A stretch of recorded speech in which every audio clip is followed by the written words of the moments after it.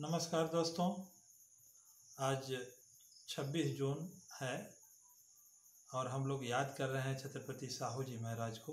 मैं सबसे पहले छत्रपति साहू जी महाराज को नमन करता हूँ। तत्पश्चात भारत के संविधान को नमन करता हूँ और भारत के तिरंगे झंडे को मैं नमन करता हूँ। दोस्तों, सबसे पहले मैं ये बात कहना चाहूँगा कि ये वही छत्रपति साहू जी महाराज हैं जो आज से 118 वर्ष पहले, यानी यूँ कहिए 1902 में, जो भारत में सबसे पहले 50% आरक्षण की बात किया। और यह आरक्षण का जो सफ़र है वह छत्रपति साहू जी महाराज से शुरू होकर के बाबा साहेब भीमराव अम्बेडकर को होते हुए, मान्यवर कांशीराम जी को होते हुए, माननीय मुख्यमंत्री लालू प्रसाद यादव जी के सहयोग से यह आरक्षण जो है वह भारत में लागू हुआ। यही माननीय लालू प्रसाद यादव जी आरक्षण को लेकर के सुप्रीम कोर्ट में 1989 में गए और 16 नवंबर 1992 को यह आरक्षण लागू भी हुआ। तो मैं कहना चाहूँगा कि आरक्षण का जो सफ़र है वह बहुत लंबा सफ़र है और इनके आरक्षण के लागू होने के 90 वर्षों के बाद जो है भारत में यह लागू होता है। यानी गुलाम भारत में इन्होंने सपना देखा था और आज़ाद भारत में भारत को आज़ादी मिलने के 45 वर्षों के बाद जो है यह आरक्षण ओबीसी समाज को मिल पाया। दोस्तों, हम ये आपसे कहना चाहेंगे कि हम लोग जो हैं गीता पढ़ करके कट्टर हिंदू बन गए, हम लोग कुरान पढ़ करके कट्टर मुसलमान बन गए, हम लोग बाइबिल पढ़ करके कट्टर ईसाई तो बन गए, लेकिन कट्टर भारतीय बनने के लिए भारत में कोई भी संस्था नहीं बनी है। भारत में जितनी भी संस्थाएं बनी हैं वो सभी संस्थाएं हिंदू और मुसलमान पैदा करती हैं, सिख और ईसाई बनाती हैं, सच्चे भारतीय नहीं बना पाती हैं। अब इसका कारण क्या है कि भारतीय संविधान तो बन गया मगर संविधान भारतीय संस्कृति नहीं बन पाई। क्यों?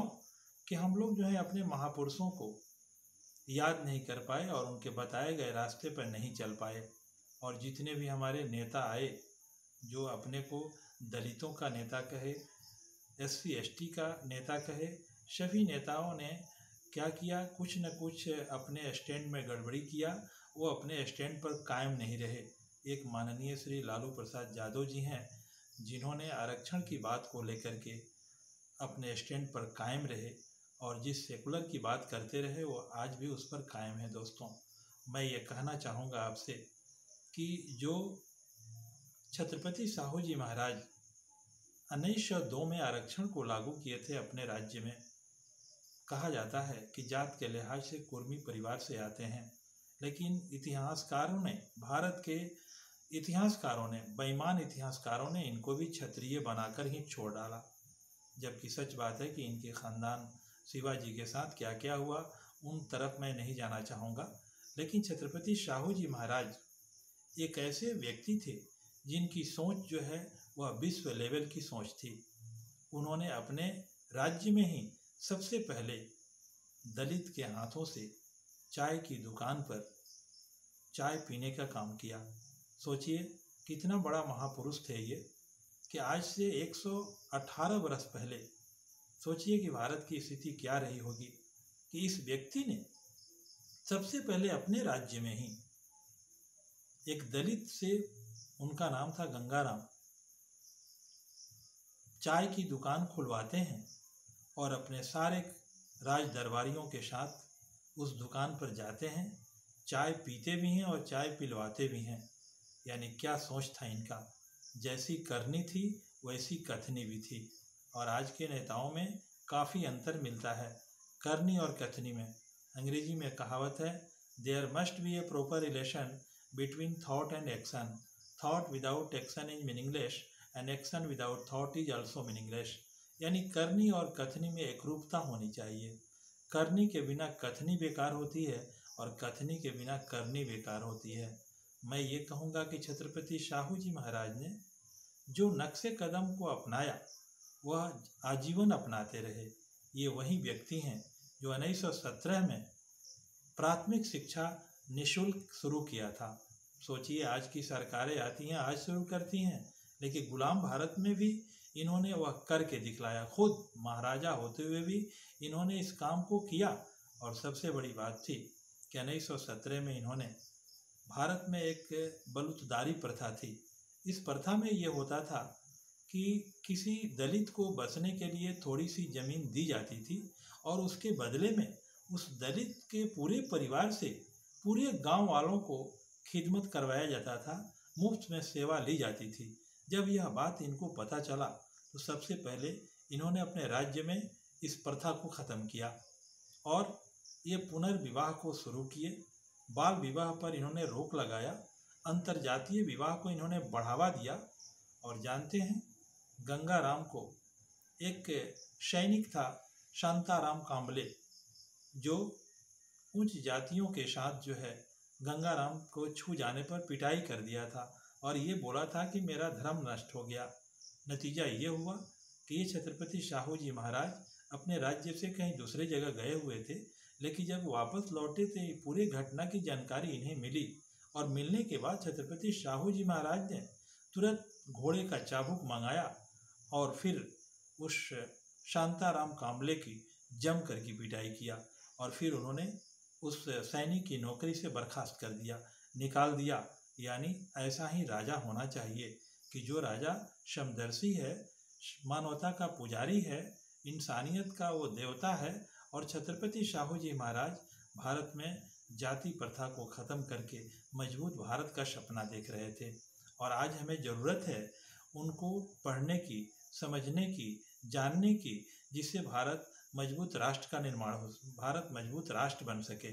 और जानते हैं, बाबा साहेब भीमराव अंबेडकर, जो हम तमाम भारतीयों के एक देवता हैं, उन्होंने उनके बातों को अपनाया और अपनाने के बाद आरक्षण की वकालत किया और सबसे पहले 1948 के पहले भारत में ओबीसी नाम की कोई जाति नहीं थी, न कोई उनका वजूद था।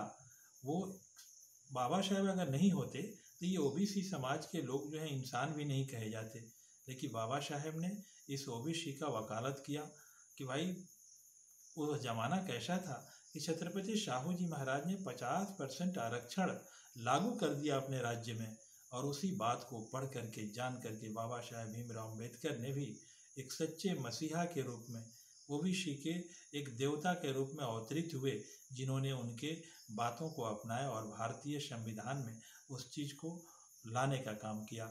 और जानते हैं, ये बाबा साहेब भीमराव अंबेडकर आरक्षण को लाते हैं ओबीसी समाज के लिए और उसी आरक्षण की बात मान्यवर साहब कांसीराम जी करते हैं और वहीं आरक्षण की बात मान्यवर लालू प्रसाद यादव जी लेकर के चले।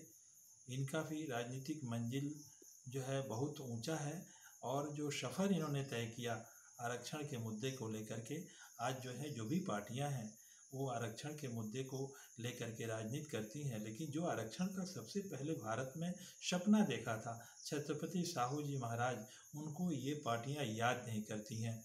मैं ये कहना चाहूँगा कि छत्रपति साहू जी महाराज जो हैं वो जो कुर्बानी दिए और जो उन्होंने यह बात देखा कि भारत में कैसे एक अमन चैन कायम रहेगा।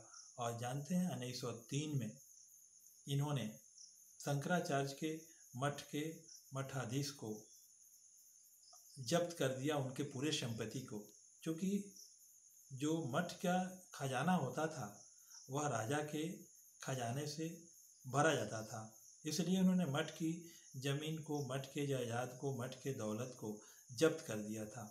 लेकिन फिर क्या था, जब्त करने के बाद मान्यवर लोकमान्य गंगाधर तिलक के करीबी आदमी का इन्होंने मठ में बहाली किया और हुआ क्या कि वही मठाधीश फिर इस कुर्मी परिवार में जन्मे छत्रपति साहू जी महाराज को क्षत्रिय साबित कर दिया गया।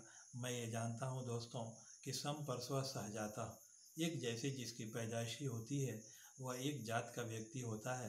पूरी दुनिया का इंसान एक ही तरह से पैदा होता है, एक ही तरह से इस दुनिया से विदा होता है।